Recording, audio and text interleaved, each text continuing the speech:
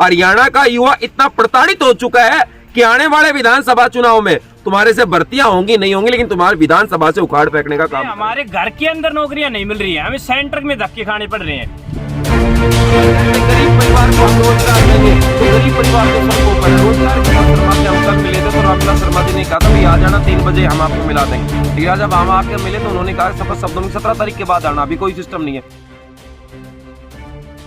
आज महेंद्रगढ़ में नायब सिंह सैनी आए हुए थे। आज हम सीटी क्वालिफाई को लेकर स्थानीय नेताओं को हम ये कह के आए थे कि हमें आज मुख्यमंत्री से मिलाया जाए, लेकिन यहाँ के स्थानीय नेताओं ने हमें मुख्यमंत्री से नहीं मिलने दिया। लास्ट में मुख्यमंत्री ने खुद प्रोटोकॉल, हमने जब मांग उठाई सीटी क्वालिफाई करो तो उस मुख्यमंत्री ने प्रोटोकॉल तोड़कर हमारा ज्ञापन तो लिया, लेकिन चलते हुए ज्ञापन लिया। हम चाहते थे कि मुख्यमंत्री से हमारी वार्तालाप हो, लेकिन एक अधिकारी ने ये कहा कि आप 10 मिनट वेट करिए, मुख्यमंत्री से हम आपकी वार्तालाप करवाएंगे। हमारी सीधी सीधी यही मांग है, अगर ये किसी भी तरीके से भर्ती करते हैं तो पॉसिबल नहीं है।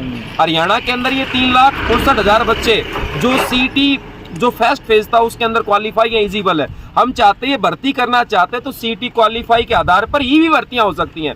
इसमें हमारा कोई स्वार्थ भी नहीं है, हम भर्ती करवाना चाहते हैं। ये अब सोच रहे हैं कि पोस्ट वाइज बुला लेंगे, तो मैं डैम श्योर हूं पूरा हरियाणा का बच्चा ये चिल्ला चिल्ला के कह रहा है पोस्ट वाइज भर्तियां नहीं होंगी नहीं होंगी नहीं होंगी, लेकिन फिर भी पोस्ट वाइज कर रहे हैं। इस पोस्ट वाइज के ऊपर ये हाईकोर्ट में अपनी एक एफिडेविट भी जमा करवा चुके थे कि हम पोस्ट वाइज नहीं कर सकते। अब सरकार ने खुद एफिडेविट जमा कराई थी हम नहीं कर सकते, तो ये कर कैसे सकते हैं? अगर इनको भर्तियां करनी है तो सीटी क्वालिफाई करके, और सीटी क्वालिफाई जायज भी मांग है। उसके पीछे का कारण मेरे भाई ये है कि अगर 3,69,000 बच्चा 4 साल से एक एग्जाम के ऊपर टिका हुआ है, सिर्फ एक एग्जाम के ऊपर टिका हुआ है कि मेरा भी नंबर आएगा मेरा भी, लेकिन केवल और केवल 10-15 हजार बच्चों का नंबर आता है किसी भी एग्जाम में और एग्जाम क्रैश हो जाता है। आज तक हरियाणा में इस पॉलिसी के आधार पर एक भर्ती नहीं हुई। अगर जो भर्तियां हुई उसने भी कोर्ट की वर्डिक्ट से उनको उड़ा दिया गया है, वो भी भर्तियां सेफ नहीं है। जब 20 ग्रुप की भर्ती हुई थी वो भर्तियां भी सेफ नहीं है। तो हमारी एक ही मांग है, सीटी क्वालिफाई। सीटी कोई आश्वासन मिला है? हमें मुख्यमंत्री से अभी तक आश्वासन नहीं मिला, क्योंकि चलते हुए उन्होंने हमारा ज्ञापन लिया था, लेकिन एक अधिकारी थे वो हमसे मिलकर गए कि जैसे ही मीटिंग खत्म होती है हम आपको 10 मिनट के लिए मुख्यमंत्री के साथ मिलाएंगे। अगर हमारी बात होती है तो हम मुख्यमंत्री को पूरी पॉलिसी समझाने के लिए तैयार हैं। और किसी भाई को ये लगता है कि ये मांग गलत है तो मैं आपके चैनल से माध्यम करता हूं कि कहीं भी डिबेट कर लीजिए इन बच्चों के साथ, ये जायज मांग है और इससे सरकार को भी फायदा है, क्योंकि 3,50,000 बच्चों के परिवार हैं वो इनसे जुड़े हुए हैं। अब ये कहते हैं गरीब परिवार को हम रोजगार देंगे, तो गरीब परिवार तो सड़कों पर है, रोजगार किसे दे रहे हैं? स्थायी नौकर रोजगार देना तो सीटी क्वालिफाई करके सभी बच्चों को बैठाने का मौका। और जो ये सीटी क्वालिफाई की जो मांग उठ रही है, ये इतनी 3.5 लाख बच्चों की बात कर रहे हैं, जितनी वैकेंसी है ना, इतनी जो 3.5 लाख बच्चे, ये कोई भी किसी भी एग्जाम के लिए ज्यादा तादाद में बच्चे नहीं है। पहले 20-20 लाख का भी तो एग्जाम लेते थे, ये तो बहुत कम स्ट्रेंथ है, बहुत कम। और ये सरकार पता नहीं इस बात पर क्यों अड़ी हुई है कि हम क्वालिफाई नहीं करेंगे। और एकमात्र यही रास्ता हमारे हिसाब से, तो इनके अलावा अगर इनको भर्तियां पूरी करनी है तो सीटी क्वालिफाई के अलावा कोई उपचार नहीं है। चुनाव के मात्र 100 दिन में क्या लगता है कि भर्ती पूरी हो पाएंगी? एक सॉल्यूशन है इसका, चुनाव से पहले अगर भर्ती पूरी करवानी है सीटी क्वालिफाई से हो सकती है, और ये सुरक्षित रहेंगी आगे के लिए भी। अगर ये पोस्ट वाइज और इसकी जो रिजर्वेशन पॉलिसी है जिसके अंदर SC-BC को पीछे इनको नुकसान होगा, रिजर्वेशन पॉलिसी भी इनकी खराब है, अगर इसके हिसाब से पूरी करेंगे तो बिल्कुल ये कभी भर्ती ना तो सेफ रहेंगी और ना ही कभी कंप्लीट हो पाएंगी। इसका एक ही रास्ता है, सीटी क्वालिफाई। 3.5 लाख बच्चों को उनको एग्जाम में बैठने का मौका दिया जाए। और जो ये बच्चे पिछले 5 साल से तैयारी कर रहे थे कि इस उम्मीद में कि सरकार के अंदर हम एग्जाम देके अपनी नौकरी सुनिश्चित करेंगे, बट जिस हिसाब से पॉलिसी चल रही है उस हिसाब से कभी भर्ती कंप्लीट नहीं पाएगी। एक ही सॉल्यूशन है, सीटी क्वालिफाई। किस स्थानीय नेता ने आश्वासन दिया था मिलवाने का?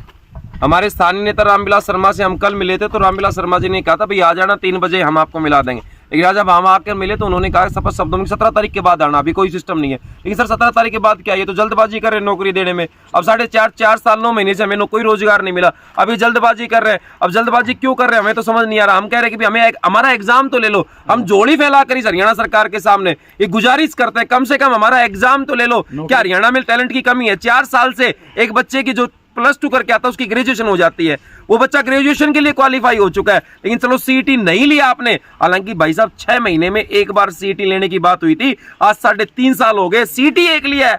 अब हमारी मजबूरी को कम से कम समझें। सबसे बड़ी बात तो ये है, हमें हमारे घर के अंदर नौकरियां नहीं मिल रही है, हमें सेंटर में धक्के खाने पड़ रहे हैं। सेंटर में इतनी नौकरियां निकलती है, उनके अंदर इतने कंपनी उसमें बैठे हैं हमें, लेकिन हमारे घर के अंदर हमारा हरियाणा है जिसके अंदर जो युवा इतने जो बेरोजगार है उनको यहाँ पर मौका नहीं मिल रहा। हमें एग्जाम में बैठने का मौका ही तो मांग रहे हैं, हम नौकरी नहीं मांग रहे हैं।